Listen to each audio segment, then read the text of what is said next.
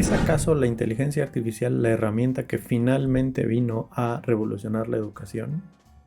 ¿Es conveniente promover su uso en las escuelas o por el contrario es mejor prohibirlas? ¿Estamos preparándonos adecuadamente para hacer uso óptimo de este tipo de herramientas en los procesos de enseñanza y aprendizaje? Soy Mau Montes de Oca y te doy la bienvenida a La Doble Lentilla. Este es el segundo video de la miniserie dedicada a la inteligencia artificial y su vinculación con la educación. Si todavía no lo has hecho, te invito a ver el primer video en donde introduzco al concepto de inteligencia artificial y explico en qué consiste y cómo funcionan los modelos de lenguaje como ChatGPT y Gemini. Si te gusta el contenido, no te olvides de dejarnos un like y de compartirlo con personas a las que creas que les puede interesar este tema. También te invito a que nos dejes tus opiniones, tus sugerencias, escribiendo un mensaje en los comentarios. Para comenzar este video, considero que es pertinente comenzar con una pequeña reflexión sobre tecnología y educación. Como sociedad, solemos ilusionarnos con tecnologías que tienen el potencial de representar un punto de inflexión en la manera de enseñar o en la capacidad de generar aprendizajes. Desde inicios del siglo pasado, aproximadamente cada 25 años, una nueva tecnología emerge con este potencial de transformar completamente la educación. Hay muchos ejemplos de esto, pero podemos hablar de ejemplos como la radio, la televisión, las calculadoras portátiles, los ordenadores personales, el internet, los dispositivos móviles y ahora está sucediendo lo mismo con las herramientas de inteligencia artificial. Seguramente todas estas tecnologías añadieron valor a los procesos de enseñanza y aprendizaje en las escuelas. Sin embargo, ninguna herramienta por sí sola fue capaz de transformar indiscutiblemente la manera en la que preparamos a las nuevas generaciones para el futuro. Una analogía que suelo aprovechar para explicar las tecnologías de la información y de la comunicación en las escuelas es la de compararla con la caja de herramientas de un carpintero. En primer lugar, de manera general, no solemos decir que las pinzas sean más útiles que el desarmador. ¿Por qué? Pues porque depende para qué utilices cada una de ellas. En segundo lugar, es normal entender que una cegueta puede producir un corte en la piel o un martillo puede generar un moretón. No por esto significa que alguna de ellas sean malas. Lo que sí implica es que es necesario saber utilizarlas y hacerlo con cuidado. En tercer lugar, es valioso reconocer que las mejores herramientas en manos de personas que no cuenten con la experiencia o el conocimiento para utilizarlas serán prácticamente inútiles. Por el contrario, una persona experimentada y con suficiente conocimiento sabrá sacar el mejor provecho de ellas e incluso suplirlas en caso de no tener alguna a la mano. En lo general, pasa lo mismo con cualquier tecnología. En lo particular, sucede algo similar con las herramientas informáticas. No son inherentemente buenas ni malas y es muy importante que sepamos cómo aprovecharlas de manera óptima. En este sentido, es crucial procurar que la implementación de las herramientas de inteligencia artificial en la educación estén fundamentados por principios pedagógicos sólidos y que estén adecuadas a las necesidades de los contextos educativos. Una de las claves para aprovechar al máximo la tecnología en la educación radica en comprenderla como herramienta complementaria y no como un reemplazo de tecnologías o de métodos tradicionales. Es a través de la integración cuidadosa, reflexiva y sistemática que podemos generar mejores experiencias de aprendizaje utilizando este tipo de herramientas. La educación es un proceso complejo en el que están involucrados sistemas todavía más complejos, incluidas las personas. Aunque es deseable y provechoso contar con buenos y variados recursos, esto no basta para alcanzar una educación de calidad. Esto no siempre ha sido así, pero en los últimos años se ha impulsado y reforzado la idea de que generar entornos de aprendizaje que promuevan la motivación y el gusto por el aprendizaje, sobre todo en los primeros años de la infancia, conllevará a más y mejores aprendizajes.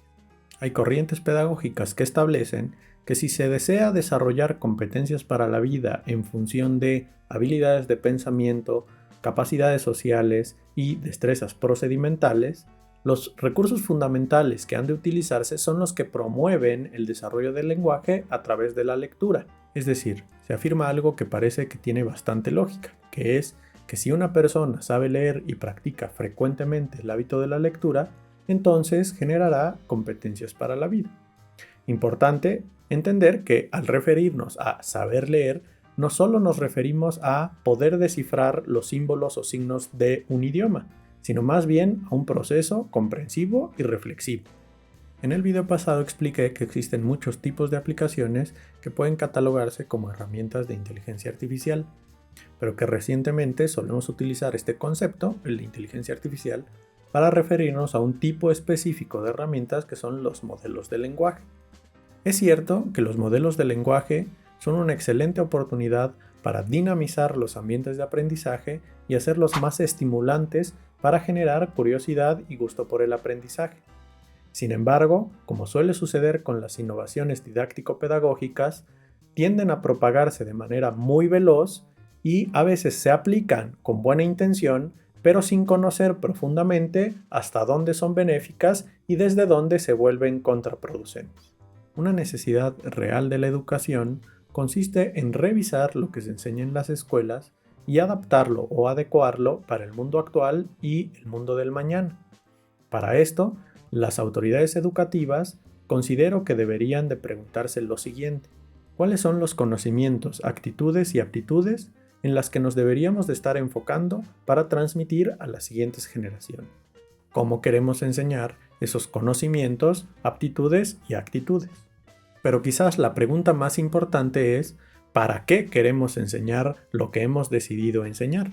Estas preguntas definitivamente dan mucha tela para cortar, y aunque no son el foco principal de esta miniserie, son el fundamento para establecer algunas afirmaciones y generar algunos argumentos.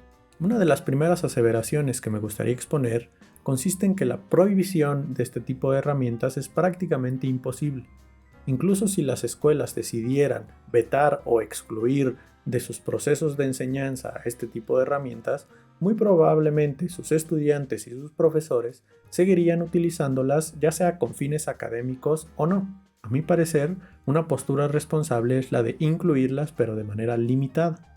Relacionado a esto, considero que ya nos estamos tardando para generar, publicar y socializar políticas de uso y marcos regulatorios en relación a la utilización de la inteligencia artificial en la educación. Otro aspecto interesante a tomar en cuenta es el de identificar cómo es que podemos utilizar o aprovechar este tipo de herramientas en la educación.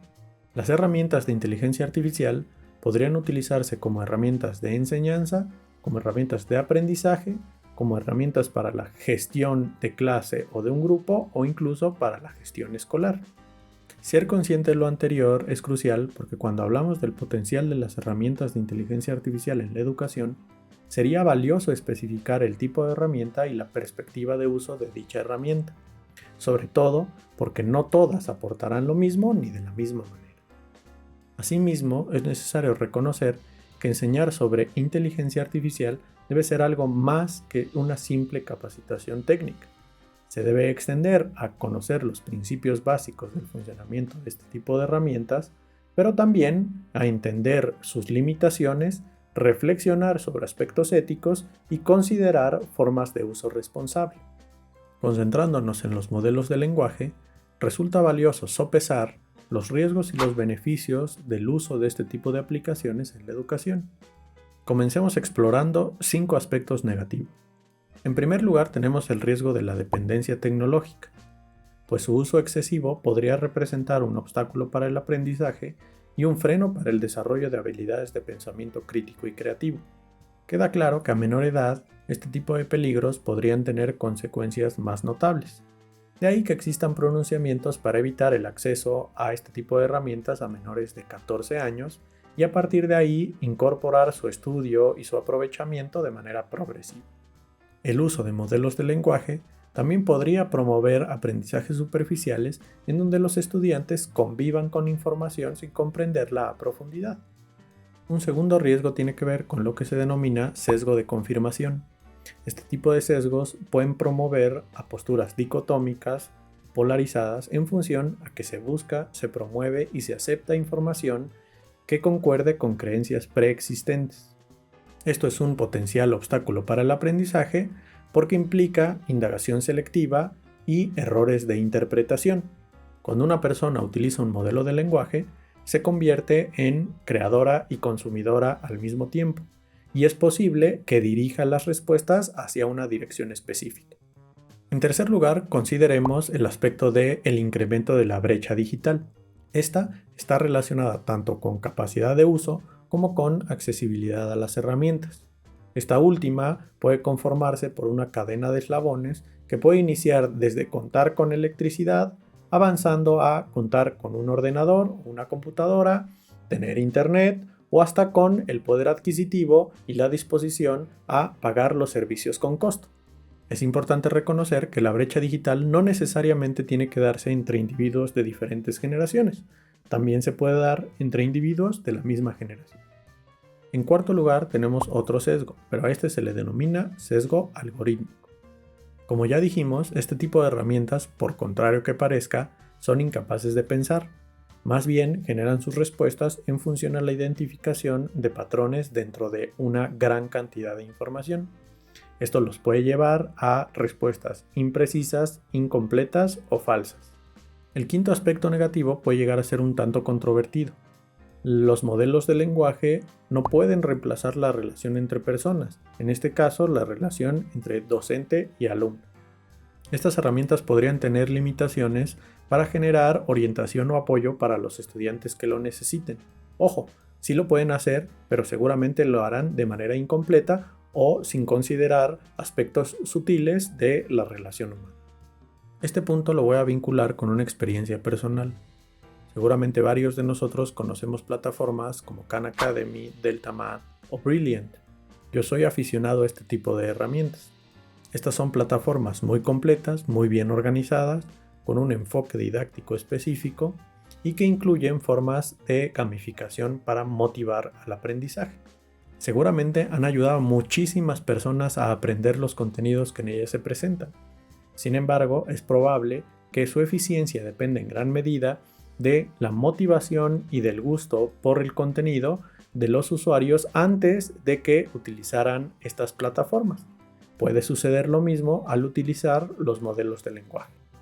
A los puntos anteriores les añadiría un problema transversal, que es el de la dificultad para evaluar los aprendizajes una vez que existen múltiples formas para simularlo de manera externa. Esto por supuesto no es nuevo, pero cada vez es más difícil identificar talentos y fortalezas para enseñar al alumno al aprovecharlas o también identificar dificultades u oportunidades para mejorarlos. Ahora identifiquemos 5 puntos fuertes del uso de los modelos de lenguaje en la educación. Por supuesto, comencemos reconociendo su uso más común, que es el de resumir o parafrasear información. Es decir, resumirla o simplificarla o incluso expresarla de manera diferente. Estas herramientas pueden ayudar a identificar puntos clave, lo que se considera una habilidad fundamental en tareas de comprensión, o también pueden ayudar a generar notas o apuntes y a sintetizar información de diversas fuentes. Esta puede ser de artículos, libros e incluso contenido multimedia. Por supuesto, también son muy útiles para sugerir mejoras en la redacción y en el estilo o para identificar errores gramaticales u ortográficos. Esto puede ser muy útil para mejorar las habilidades comunicativas. Al igual que lo fueron las enciclopedias impresas y posteriormente las digitales, incluyendo la Wikipedia, los modelos de lenguaje pueden ser excelentes fuentes de información inicial. Asimismo, permiten el acceso a diversos recursos, lo cual permite explorar el conocimiento desde diferentes perspectivas. En este mismo sentido, pueden ayudar a generar ideas que posteriormente pueden ser exploradas. Esto dependerá de la capacidad del usuario de evaluar y validar diferentes tipos de fuentes. Un tercer aspecto positivo es que los modelos de lenguaje sí pueden ayudar a desarrollar habilidades de pensamiento de orden superior. Para ello, es recomendable dejarlas de ver como herramientas que únicamente definen, resumen o sintetizan, y pasarlas a ver como herramientas que pueden interactuar con nosotros, creando escenarios que motiven e incentiven a la comprensión lectora y al pensamiento crítico. Justamente de eso va el aspecto positivo número 4, que tiene que ver con su gran capacidad de adoptar diferentes roles. Esto podría llegar a ser realmente útil si les instruimos a que expliquen conceptos de manera creativa. Esto, por supuesto, un humano sí lo podría hacer, pero le podría llevar bastante tiempo.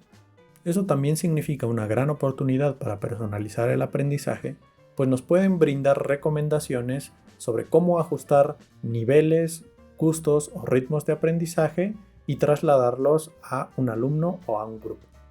Esto también implica que podemos aprovechar los modelos de lenguaje para complementar el aprendizaje de una manera autodirigida. Pasando al quinto punto, aunque anteriormente mencioné que los modelos de lenguaje no pueden reemplazar las relaciones humanas, sí nos pueden ayudar a identificar puntos para la retroalimentación. Es decir, sí nos podrían ayudar a identificar aspectos en el avance y en el desarrollo que podrían ser utilizados para conformar una retroalimentación efectiva. Además, nos podrían ayudar brindando sugerencias para la mejora o para la generación de más aprendizaje. A partir de estos 10 puntos, insisto en la necesidad de desarrollar capacidades para la evaluación y la validación de la información. Contar con la habilidad para recolectar información de distintas fuentes y la habilidad para contrastar y comparar esa información resulta crucial en la era de la generación de contenido a través de los modelos de lenguaje. Dado que estas habilidades tienen que ver con la madurez intelectual de los usuarios, insisto en la necesidad de limitar el acceso a este tipo de herramientas a menor edad. Al momento de grabar este video, se sabe que OpenAI, creadora de ChatGPT, considera estar avanzando velozmente hacia las inteligencias artificiales de carácter general. Mientras estas no aparezcan, por más potentes que consideremos a los modelos de lenguaje actuales, te recomiendo evitar su uso para lo siguiente. Primero, no los utilices para solicitarles recomendaciones sobre decisiones importantes. Esto puede estar relacionado con solución a problemas complejos o diagnósticos de situaciones vitales. Además, nunca ingreses datos de información personal identificable. Como sabes, seguiremos explorando más sobre este y otros temas en futuros videos. Si aprendiste algo nuevo, no olvides de dejarme un like y de compartir si consideras que esta información le puede interesar a alguien más. Agradezco y valoro tu compañía. Nos vemos pronto por aquí.